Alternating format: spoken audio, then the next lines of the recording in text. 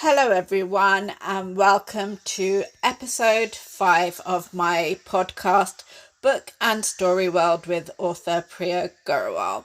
So, for my 5th episode, I thought that I would read some poetry out. So, I did release a couple of poetry books with Amazon KDP. My second one I called Thematic Poetry. The inspiration came from going to a open mic poetry night in Biggleswade in the big theatre, and I was inspired to write to pick a theme and write a poem because as a task for everyone, we picked the theme of wind, and everyone wrote a quick poem and we all read ours out. So then I felt inspired to pick a few themes, write a poem on it, and then fortunately self-published it with Amazon Kindle Direct Publisher. So here's to my second poetry book called Thematic Poetry. The cover says exploring themes such as music, love, nature and creation. So I'm going to read the poems. So let's get started. My first poem is called Music. The way I feel about music, an essential part of life and existence. The melody and words of a song got me through the darkest times and the lightest times. Music rescues people from depression. It mends broken hearts. Every song from birth to my current year has been the soundtrack to my life. It gets us through the hardest times and out of the shadows. Music can fill our hearts with joy and make us merry all the time. Music, the companion during a walk, it motivates us during exercise, and most of all, music was born for the whole world to dance to, and I love dancing all the time. Second poem, The Wind. I love going for a walk when the wind is blowing, sometimes leisurely, sometimes violently. I like spreading my arms and pretending I can fly. I love when the wind rushes through my hair. I watch through my window amazed as it turns into a hurricane, breaking fences, plant pots falling everywhere. The gentle breeze to the strong breeze refreshes me, rejuvenates me. I simply love the wind, a force of nature outside of me. And my third poem is A Baby's First Touch. The first time I saw my baby niece, I stopped in amazement at the miracle of a baby child. The first time I held her to my chest, my insides filled with unexplainable love. I felt beyond complete. The first time her little hand clasped around my little finger, I felt pure love for the miraculous invention of a baby. I thank God for inventing such an invention, a baby providing joy and happiness simply by existing to every family member. I think about my baby niece every night and day, heart swelling in love until I see her next, whether she is sleeping or opening her beautiful eyes in wonder and clasping her little hand around my little finger. My next poem is called The Design Argument. In philosophy of religion, during A-levels in my old school, we learned about something called the design argument. The design argument by a man called William Paley argued that God must exist as there is order in the world. Now many years later, I think upon the design argument in our modern day confusion, in a world of no concrete answers to why us, the human race, exist. The design argument taught that the planet could not be here as a result of a random explosion, and there is design in this universe, the sand and the ocean, at the beaches. That means someone had to have invented and designed the scene of the ocean and sand we call a beach. The clouds in the sky means a hand must have designed the clouds first for them to be there. They cannot be the result of a random explosion called the Big Bang. Then why is design here?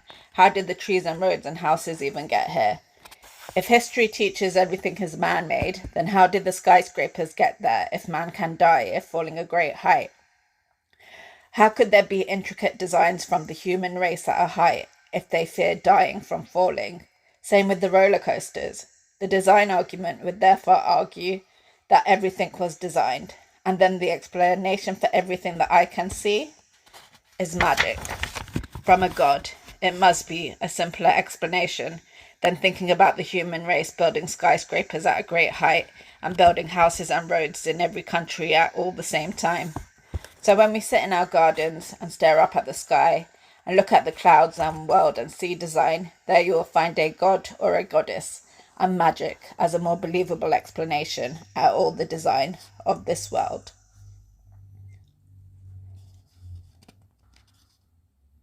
Okay, my next poem is called A Mother's Love. A mother's love is warm, even when she disciplines. She is a guiding light to this path called life. She is a rock that grounds me and the hand that guides me. She is my laughter and soul. She is the warmth of a house. She is my shelter in my shelter. She is the glow of happiness in the morning. She strengthens and teaches me and fills me in a cocoon of her warmth and love. She is the heart of the family who the siblings unite around. She brings the children all together to bask in her happiness and light.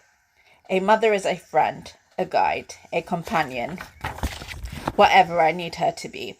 She fills the room with love and light, where I can recover no matter what the world throws at me, and bask in her light, being reborn and whole again in my mother's light and in my mother's love and in my mother's warmth.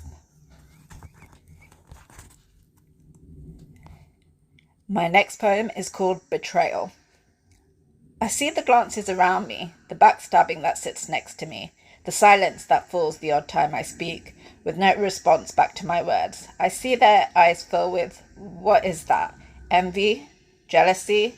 Masses upon masses, as I cannot find a friend who is genuine to me? Do I need to apologize? For my face? For my personality? For being friendly? For the achievement of a degree? A job? My old English literature or poetry? What is their problem, these friends of mine, the people I spend time with, as I enjoyed their company at one point? But the world is also full of acquaintances, friends from different walks of life.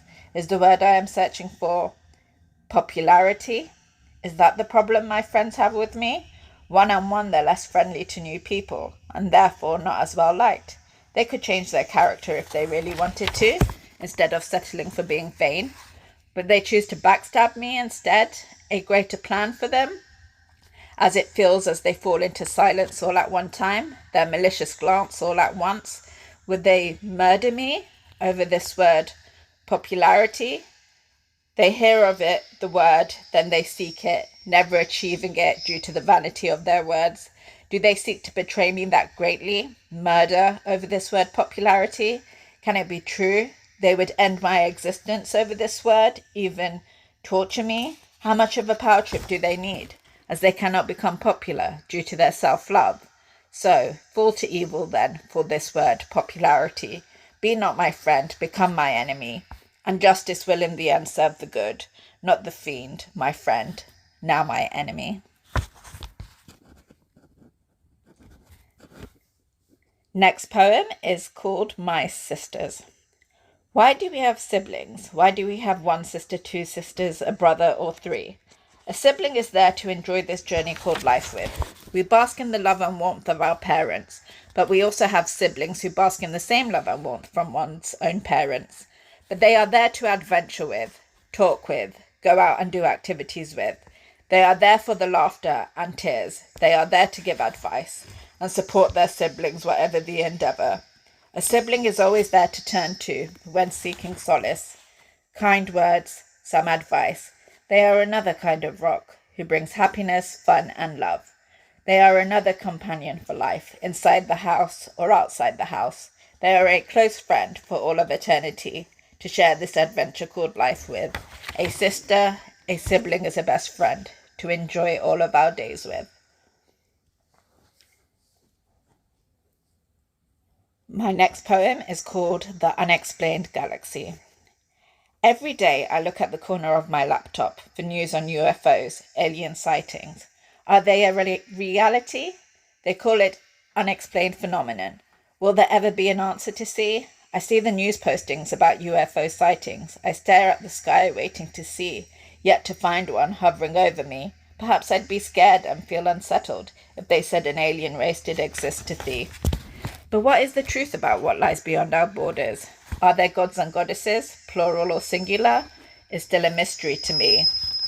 With the different religions and truths from them, which one is the correct one to be? Christianity, Islam, Hinduism, Sikhism, Buddhism, Judaism. Which one is the correct one to be? Which one holds the real truth? And beyond that, what would the aliens be? Demons to govern hell? Friends of Lucifer? Is that the real truth about the suggestion of aliens, as some would deem it to be? Demons to torture souls in hell on behalf of a deity? Perhaps that is the truth to see. So, with stories about aliens, gods and goddesses, angels and immortals, which religion holds the truth and can be called instead history?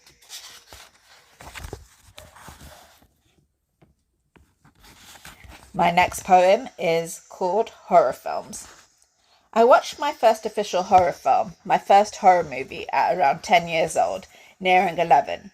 I had a friend who walked me around the school in year 3 and told me all about Scream at those early points when I asked my mother if I could stay up late on a Sunday night, even if there was school the next day, to watch this movie. She said yes, and I watched it with her on that Sunday night, all those years ago. The anticipation before about what originally was the fear experience was like the beginning of a roller coaster, waiting to watch the film and to take the plunge into how scared I would be. It was October in the year 2000. I remember that month at night time, listening to the trees outside, rustling in the wind. So I watched Scream. Did the plunge of fear come? Turned out I ended up coasting, not doing the plunge, just enjoying these horror films, Scream followed by The Exorcist and Nightmare on Elm Street. As the years rolled by, I enjoyed the sequels, began calling them slasher movies.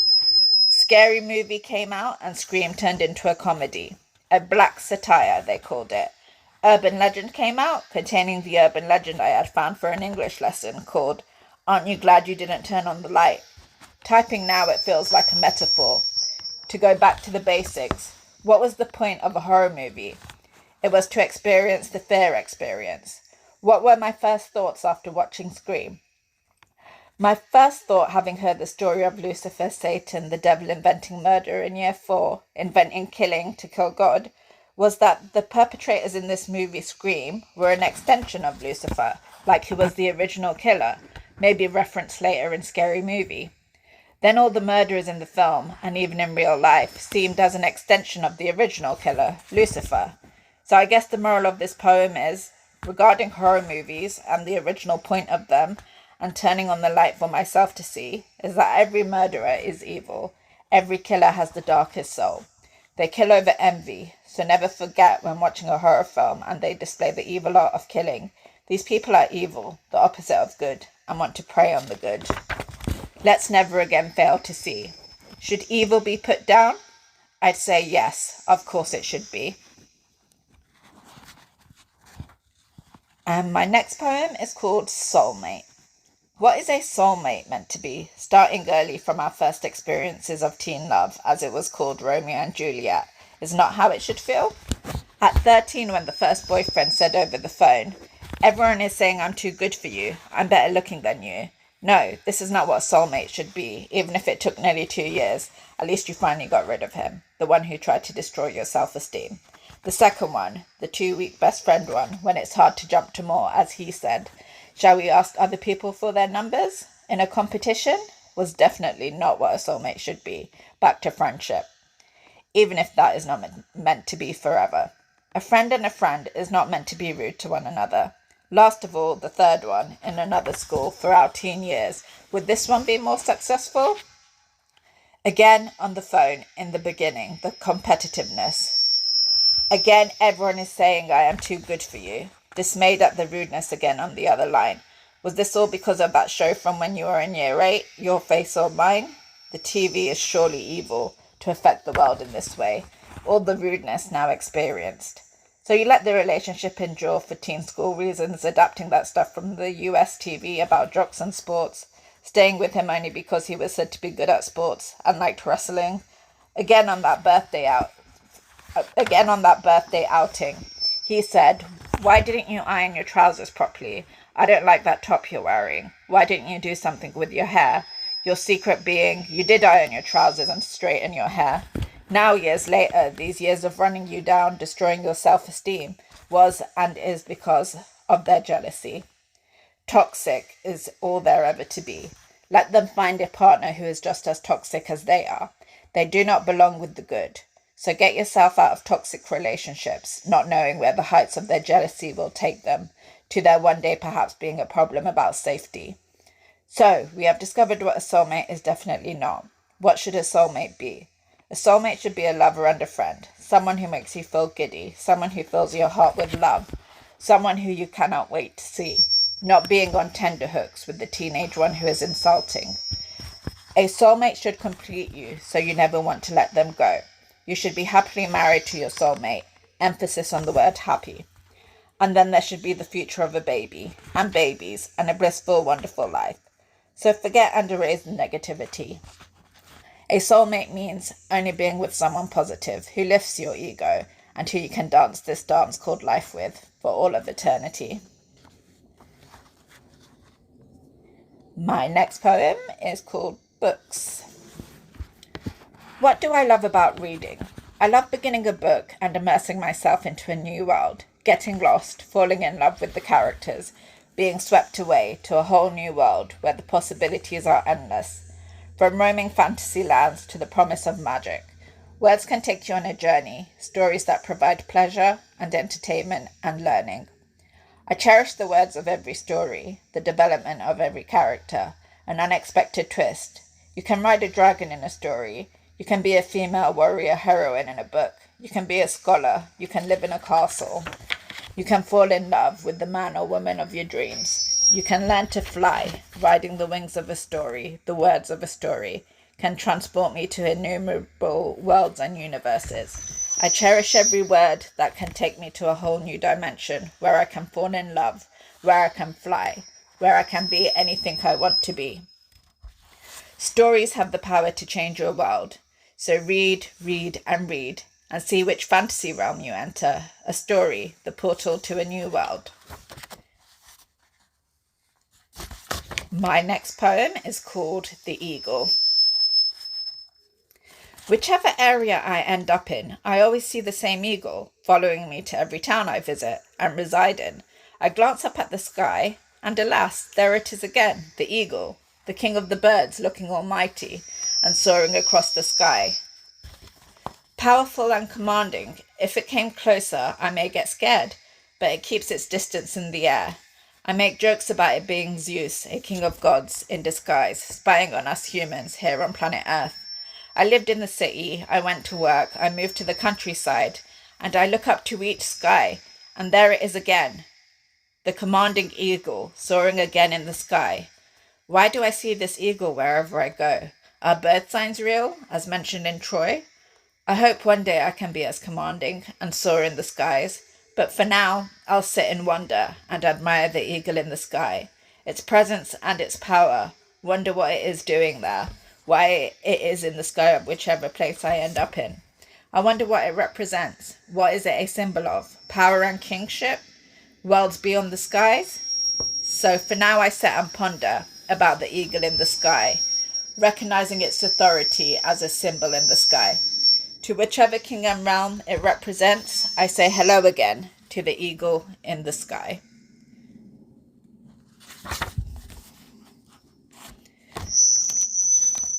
My next poem is called The Moon. When there is a full moon in the sky on a winter evening, I look up to it and it heals me. I love the mystery and beauty. The moon, it cures my anxiety and it relaxes me. And I think of the endless possibilities that there can be. With something so beautiful to look up to, during an early morning walk, on the way to work, I wonder about the pale moon of the morning. Why is it there in the sky during daylight hours? I like to see the moon in the evening. I think about wolves howling in the air. At least here on Earth we're safe from them. Whichever realm werewolves, vampires, witches and ghouls actually live in. The moon is my protector. It helps me breathe again. I appreciate wonder and beauty again. I think about what is beyond the stars and moon. Is heaven a real place? What wonder does the moon represent? Could there be more beauty out there in the universe, beyond the sky and stars and sun and moon? Nevertheless, I enjoy every darkened sky with the full moon to gaze up to and feel complete and smile at a little beauty shared here on this planet called Earth. My next poem is called Halloween. In my later years in life, my family has begun to celebrate Halloween, well, mainly myself and my mother. I laugh as she gets excited about children knocking at the door, trick-or-treating. The rule is perhaps not after 8 p.m. when non-children begin knocking at the door. I laugh as my mother gets disappointed when we only get one trick-or-treater, and I say, let us enjoy these treats to ourselves and watch a horror movie, which of course is usually the movie Halloween every year. Michael Myers giving us a fright from his use of fire to his knife. We usually enjoy more than one horror movie on Halloween night. This past Halloween, I found masks of Dracula and Frankenstein. I brought them and displayed them outside our door with mysterious chalices and cobwebs. It was a cool, frightening door. We enjoyed the compliments from our neighbour and their kids. So each year now, we will decorate our house for Halloween on the outside. A couple of pumpkins on display, ghost stickers on the window, and dress up for fun and paint our faces, wondering how Halloween even begun. Where did the idea come from for all these frightening creatures of Halloween? Sometimes I think everything had to be real to be made up, even if put into folklore, regardless of the truth. Again this year, I will make an even bigger display of Halloween in front of our door, hoping no real witch, ghoul, vampire or werewolf really knocks on our door. Hopefully the one child again, like this year and last. Hopefully a new myth isn't made about the real identity of the one child at the door every Halloween. Trick or treat and happy Halloween.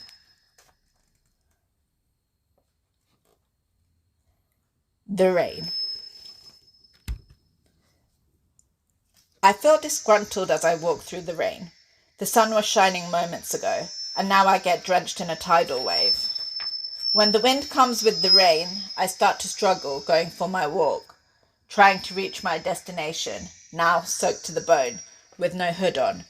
For one moment I get scared of the power of the rain, with the wind, and wonder if this could ever be used as a weapon of terror.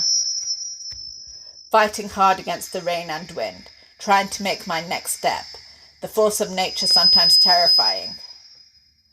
Please don't let it turn into anything more than a washout here on my plane. Sometimes the rain feels like my scheduled shower. It's bath time in the rain. Only if the rain remains light and pleasant can it be enjoyed. Never turn into a tsunami or anything more than going to stand underneath the water ride at the theme park for some reason other children looking gleeful in the tidal wave. Myself sometimes worried, but I guess I try to fit in and stand underneath the water of the ride to fit in with the crowd. Rain, whoever controls it, never turn against me and turn the wind and rain into a natural disaster. Please let it only ever remain as myself being disgruntled about not wearing a hood on this day and my t-shirt getting drenched and stuck to my skin. Never turn into a force of nature, rain, for myself to cry at the destruction of my town. So whoever it is that controls the weather out there, keep it pleasant for me, please. Pretty please. And finally, my last poem is called The Cinema. I love the feel of going to the cinema, ordering popcorn and showing my online ticket to the ticket man via an online link. I love the nod of approval and walking down the corridor to my screen. I feel excitement as I approach the correct screen with the time of my showing and movie title. I am always early for the movie, the first one sitting there waiting for the cinema to fill and the trailers and movie to start, nearly finishing all my popcorn. I wait to feel scared at a horror film. I wait to laugh at a comedy. I wait to be whisked away at a fantasy. And I wait for my heart to beat at a romance. I giggle as a woman screams at a horror movie, nearly the way I feel about it, but I manage not to make a sound. I love the atmosphere of the cinema and the aromas in the air. I love the promise of a movie, entertainment fulfilling my heart, and experiencing the contentment and elation after the movie, and walking out of the cinema, eyes adjusting to the air and scene of the real world again. Momentarily transfixed and transported in another way. I long to find the ultimate cinema I've seen or heard described in a movie, the golden cinema of heaven, like in the movie Barbie. If heaven is full of pleasure and delights, then surely there must be a cinema in heaven, made of golden seats and luxurious popcorn beyond the tastes of earth. Whatever the truth is about life after death, for me in heaven there must be a cinema. If heaven contains every dream and fantasy, as the cinema is one of my favourite things, so it must be a part of heaven. Hopefully one day I will use my golden ticket to enter the gates of heaven and finally see the golden cinema screen of fantasy. Right, and that's my poetry book, Thematic Poetry. Thank you for listening. So for anyone out there looking to write some poetry, remember you can just pick a theme and write on it. And my poetry book, Thematic Poetry, is available on Amazon in paperback or on Kindle. And that concludes my 5th episode of my podcast, Book and Story World, with author Priya Grewal. Thank you to everyone who's tuned in and who has a listen. Take care, everyone. Bye.